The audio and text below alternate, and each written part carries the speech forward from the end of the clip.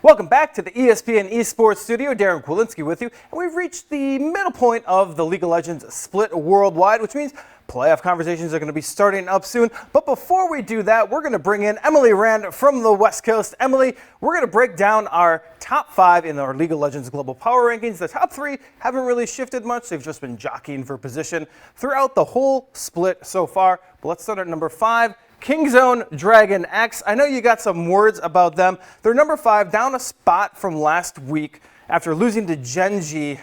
Give me your thoughts.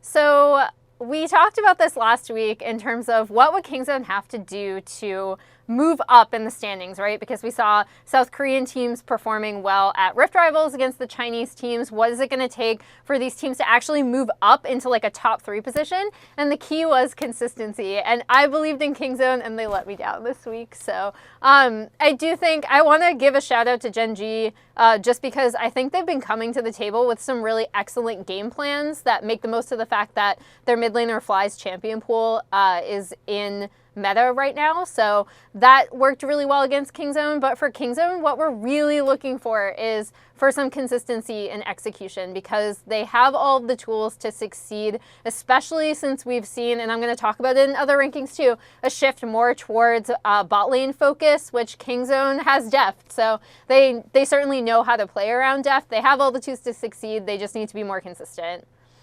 Breaks my heart that your heart was broken by yet another LCK team. Let's move on. I'm used to it. I'm used to it. Let's move on to number 4, Damwon Gaming, our newest addition. Welcome to the Power Rankings, Damwon Gaming.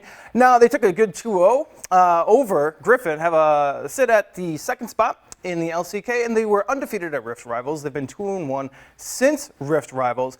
Were we expecting Damwon to be in this position at the start of the split? Not this exact position. We expected Damwon to still be a playoff team because they were previously, but not to do this well. I think right now we're seeing a lot of teams in Korea making movements, and there's been a lot of parity, especially in jockeying for those top positions.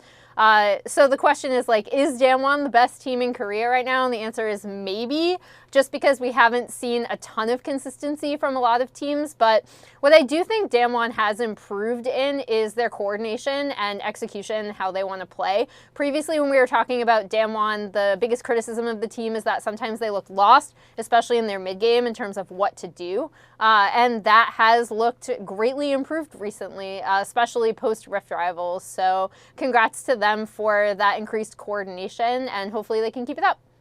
Absolutely. Now, on to that top 3 that we mentioned.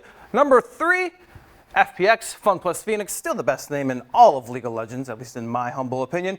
Fairly tough schedule left for FPX. Let me read this off for you. The challenges include OMG, EDG, LNG, Suning, Dominus, and Top Sports. Now, RNG is hot on the tail of FPX, who sits at number 1 in the LPL. So, give me the chances on any of these teams helping RNG out and playing spoiler against FPX. I think a few teams could. Again, we've called out FPX for being really consistent in how they want to play with Doinby in the mid lane. Once again, we saw his Nautilus recently. No other team plays like this, and they're really good at knowing how they want to come to the Rift, play, and execute that specific strategy. I think if a team is going to be their undoing, I'm kind of looking out for EDG, despite the fact that they got stomped by RNG this past week. I think that's kind of a weird matchup where EDG is kind of a lesser version of RNG in terms of how they want to play. But I think that EDG, if they do their kind of bot lane focus thing, if they get a bit more consistency coming out of the jungle position, I think that they might be able to play spoiler to FPX just by playing that different play style against what FPX likes to throw out.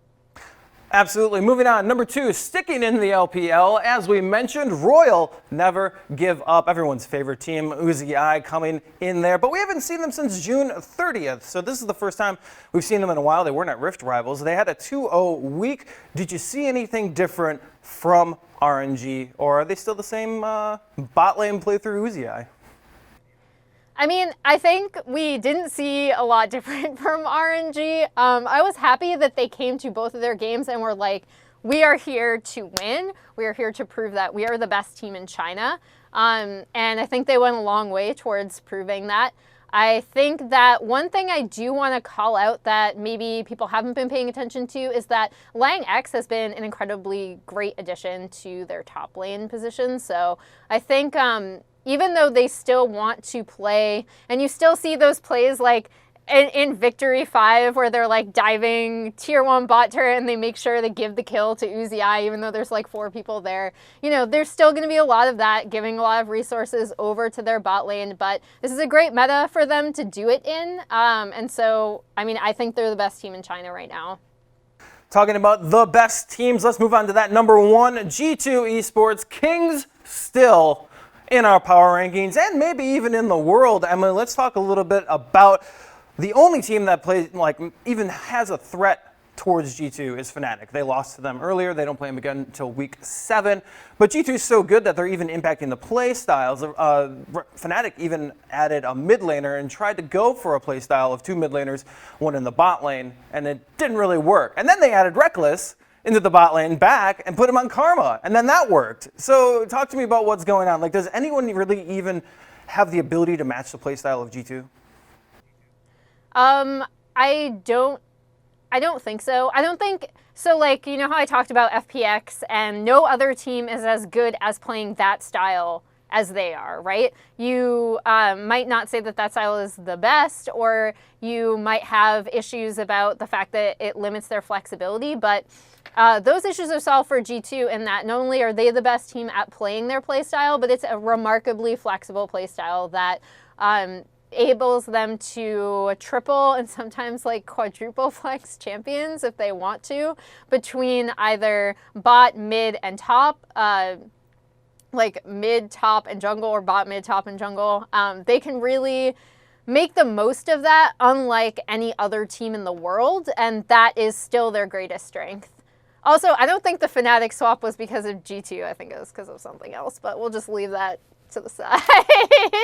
Probably, but it looked a lot like a G2 comp for a little bit, just 2 mid laners in there. Emily Rand, thank you so much for all of your insight on League of Legends, and for more coverage about League of Legends and all the things power rankings and all the things League of Legends esports, keep it locked right here on ESPN.com/esports.